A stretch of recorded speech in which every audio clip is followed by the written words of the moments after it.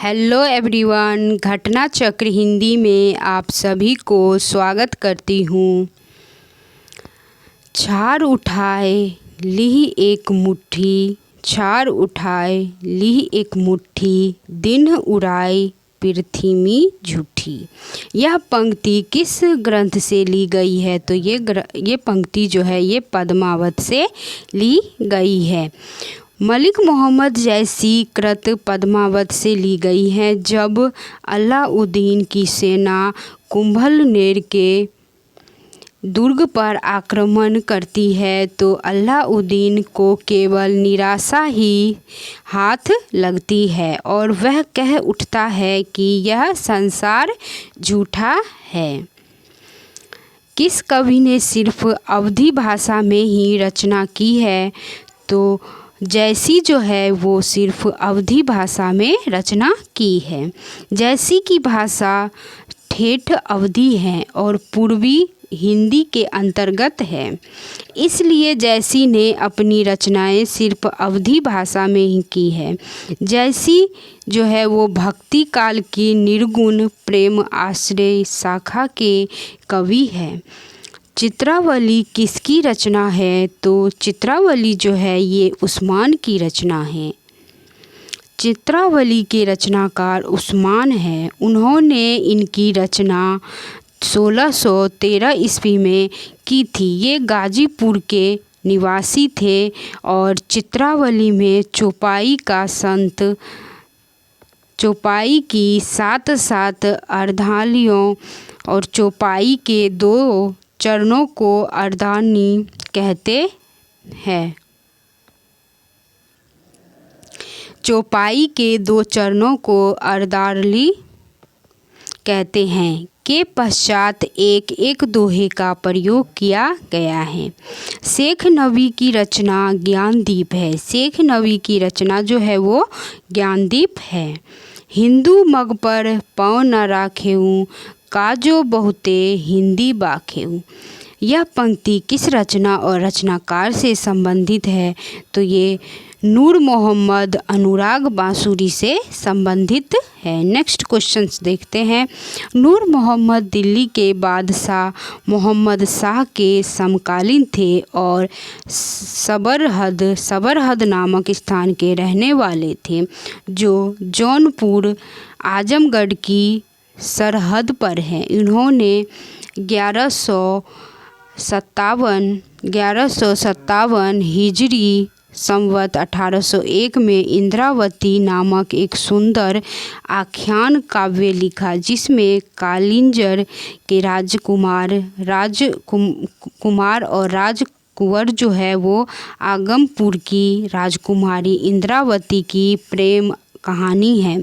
इंद्रावती की रचना करने पर शायद नूर मोहम्मद को समय समय पर यह उपालंब सुनने को मिलता था कि तुम मुसलमान होकर हिंदी भाषा की रचना करने क्यों गए।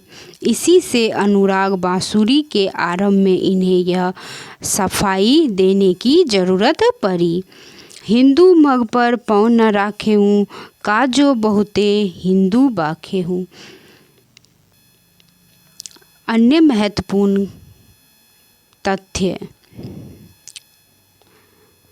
नूर मोहम्मद फारसी के अच्छे आलिम थे और फारसी में इन्होंने एक दीवान के अतिरिक्त सैजुद्दौला और हकायक इत्यादि बहुत सी पुस्तकें लिखी थी। अनुराग बांसुरी की रचना जो है वो 1178 हिजरी अर्थात 1821 ईस्वी है।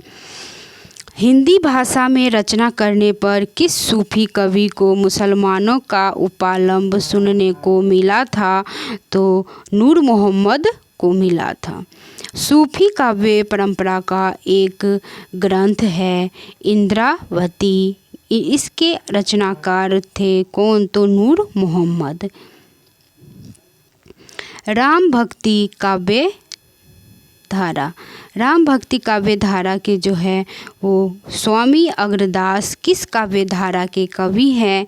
तो ये राम भक्ति काव्य धारा के कवि हैं। नेक्स्ट क्वेश्चन, स्वामी अग्रदास राम भक्ति शाखा के कवि प्रमुख थे। स्वामी अग्रदास जो थे वो राम भक्ति शाखा के प्रमुख कवि थे। इस शाखा के प्रमुख कवि है रामानंद, तुलसीदास, नाभादास, प्राणचंद्र चौहान, केशवदास आदि। स्वामी अग्रदास कृष्णदास और पैहारी के शिष्य थे। इनकी रचनाएं हैं हितोपदेश, उपखानाम, बावनी और ध्यान मंजरी, राम ध्यान मंजरी और कुंडलिया। अग्रदास की जो है ये आदि रचनाएं हैं। अग्रदास के जो शिष्य थे वो कृष्णदास पैहारी थे। गोस्वामी जी के पिता का नाम था आत्माराम। गोस्वामी जी के पिता का नाम था आत्माराम। गोस्वामी किसको बोलते हैं? तुलसीदास को बोलते हैं। जनसूत्री के अनुसार गोस्वामी जी के पिता का नाम आत्माराम दुबे और माता का नाम हुलसी था। बाबा नरहरिदास ने इनका पालन पोषण किया तथा ज्ञान भक्ति की शिक्षा दीक्षा भी दी। गोस्वामी जी का विवाह दीनबंधु पाठक की कन्या रत्नावली से हुआ था। गोद लिए हुलसी फिरे तुलसी सो सूत होए, यह पंक्ति किसने लिखा है? तो ये तो जो पंक्ति है ये रहीमदास ने लिखा है। गोद लिए हुलसी फिरे तुलसी सो सूत होए, ये पंक्ति रहीम ने लिखा है।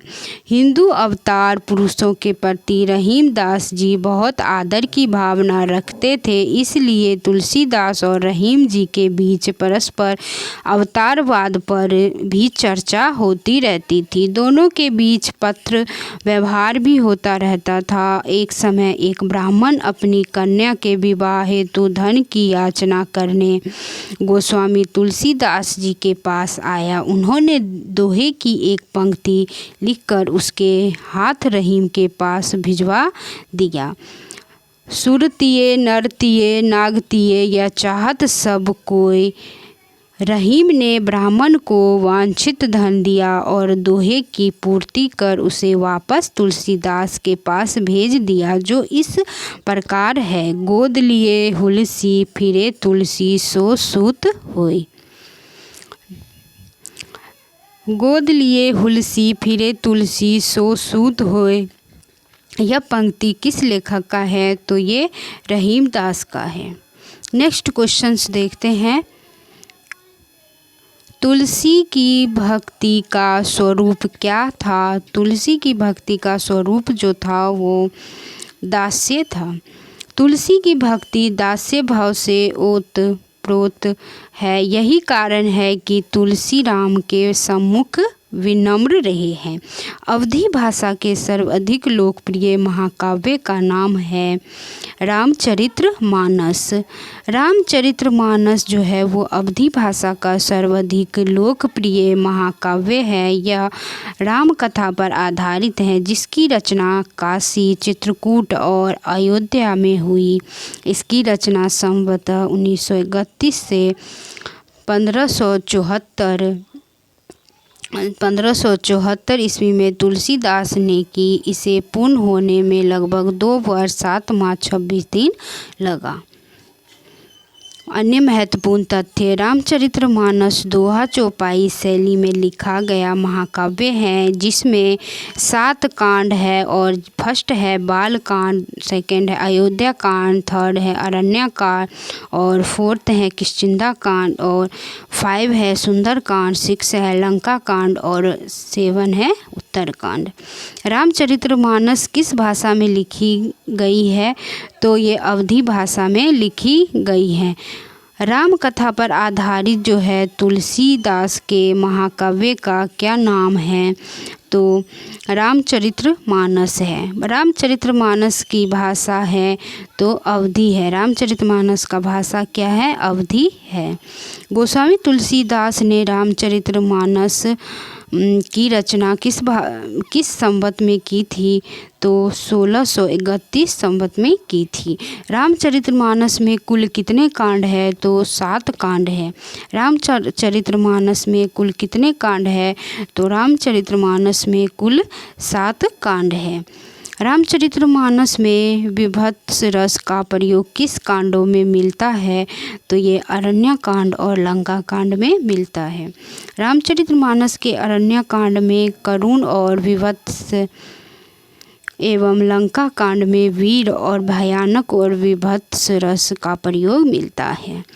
महाकाव्य अवधी में लिखा गया है और रामचरितमानस जो है ये महाकाव्य है और यह अवधी भाषा में लिखा गया है। रामचरितमानस अवधी भाषा में लिखा गया है और महाकाव्य है। प्रिय प्रवास तथा साकेत जो है वो खरी बोली के महाकाव्य हैं, जबकि रामचंद्रिका की रचना ब्रज भाषा में हुई है। इसमें छंदों एवं अलंकारों का वर्णन है। नेक्स्ट क्वेश्चंस देखते हैं। अर्थ न धर्म न काम रुचि, गति न चहु निर्वाण, जन्म जन्म रति राम पद, यह बरदानु न आना। रामचरितमानस में यह आकांक्षा निम्नलिखित में से किसकी है? तो ये भरत जी की है।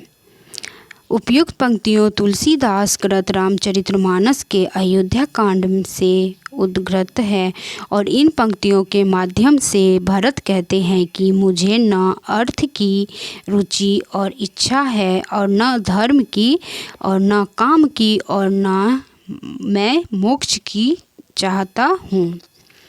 जन्म जन्म में मेरा श्री राम जी के चरणों में और प्रेम हो और बस यही वरदान मांगता हूँ कि दूसरा कुछ नहीं हो। अवधी एवं ब्रजभाषा दोनों में रचना करने वाले कवि है तो ये तुलसीदास है, जो अवधी और ब्रजभाषा दोनों में रचना की है। अवधी और ब्रजभाषा दोनों में रचना करने वाले कवि गोस्वामी तुलसीदास है। उन्हें हिंदी का जातीय कवि कहा जाता है। उन्होंने हिंदी क्षेत्र की मध्यकाल में प्रचलित दोनों काव्य भाषाओं में ब्रजभाषा और अवधी में समान अधिकार से रचना की। वस्तुतः तुलसी ने गीतावली, कवितावली आदि में मुक्तक में कथा कही। अन्य महत्वपूर्ण कथ्य हैं। तुलसीदास द्वारा रचित 12 ग्रंथ प्रामाणिक माने जाते हैं। तुलसीदास के जो हैं 12 ग्रंथ प्रामाणिक माने जाते हैं। वैराग्य सदीपनी, रामलला लच्छु, राम आज्ञा प्रसन्न, भैरवे रामायण, जानकी मंगल, श्री कृष्ण गीतावली, पार्वती मंगल, गीतावली, दोहावली, कवितावली और विनय पवित्र, रामचरितमानस जो है आदि। राम आज्ञा प्रसन्न में 7 सर्ग हैं और प्रत्येक सर्ग जो है प्रत्येक सर्ग में 7 कोष्टक हैं और प्रत्येक कोष्टक में 7 दोहे हैं। तुलसीदास ने राम आज्ञा प्रसन्न की रचना मात्र 6 घंटे में की थी। निम्नलिखित में से कौन सी रचना तुलसीदास की नहीं है? तो तुलसीदास की जो है रामचंद्रिका रचना नहीं है। Thank you so much video देखने के लिए। अगर चैनल को सब्सक्राइब नहीं करे हो तो ज़रूर चैनल को सब्सक्राइब करें और ये जो वीडियो है आपके लिए बहुत ही यूजफुल है। Thank you so much video देखने के लिए।